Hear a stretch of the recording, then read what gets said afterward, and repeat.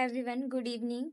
Hopefully आप सभी अच्छे होंगे और उम्मीद करती हूँ कि आपका स्वास्थ्य, परिवार और पढ़ाई तीनों ही अच्छा चल रहा होगा। मुझे पूरा दिन अपने आप को स्टेबल करने में, मेंटली, फिजिकली मैं ठीक थी पर मेंटली स्टेबल करने में पूरा का पूरा दिन निकल गया। अभी 6 बज रहे हैं, ये देखो 2 मिनट अभी भी बाकी हैं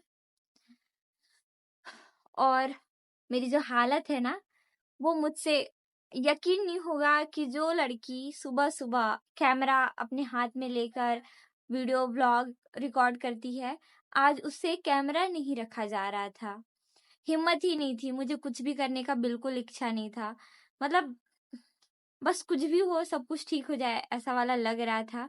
अभी जब चीजें सही हुई तो मैंने कल की जो वीडियो थी उसे एडिट किया काफी सिंपल तरीके से।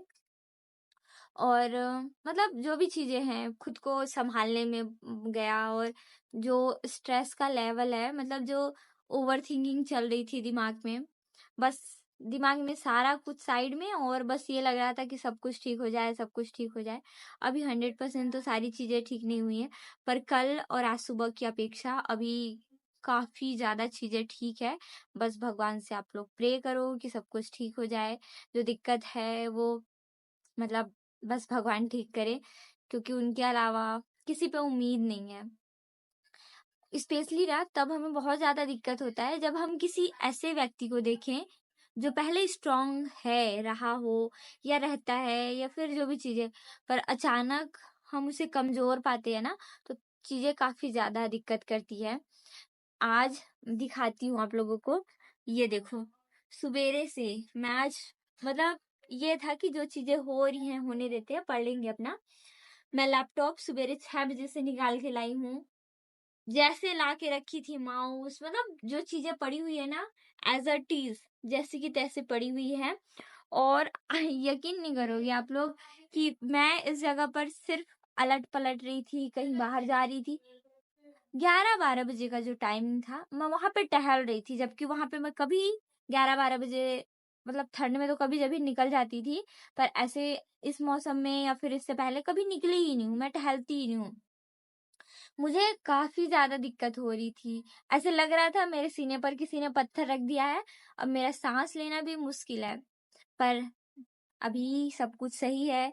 मैं आप लोगों के सामने कैमरा पकड़ के, मतलब कैमरा मैंने रखा है ना, तो अभी मेरी स्थिति बहुत बहुत अच्छी है।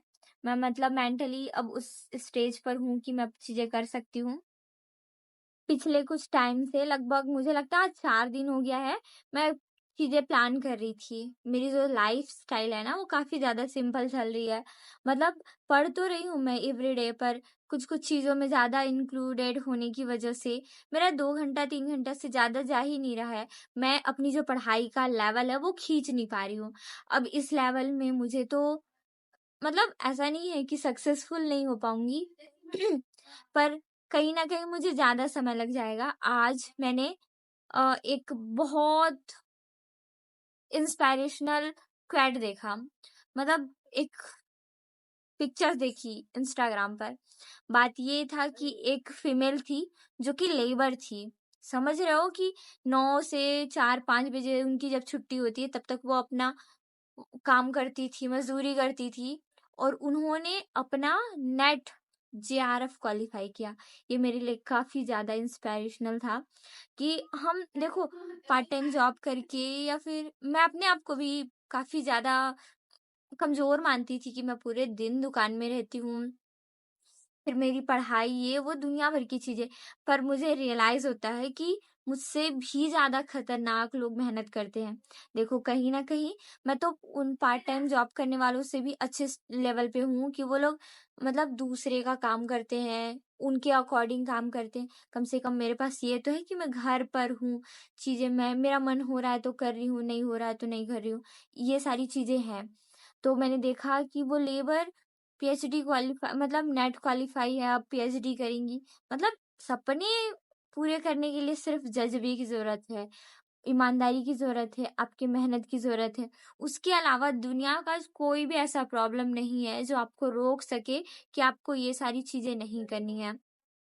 हम कई बार देखते हैं हाउसवाइफ एक फीमेल अपने पूरे परिवार को संभालती है, कई बार एक्स्ट्रा एफर्ट्स, कई मेहनत, मतलब अगर फाइनेंशियली कंडीशन ठीक नहीं है तो उसके लिए भी वो जॉब वगैरह करती हैं, फिर जाके उनके अगर बच्चे हैं तो बच्चों को संभालेंगी, फिर वो पढ़ाई करती है, पर फिर भी उनके पास जॉब होता है। तो ये सारी चीज़ें अपनी मेहनत और अपनी ईमानदारी के ऊपर पूरा डिपेंड करता है।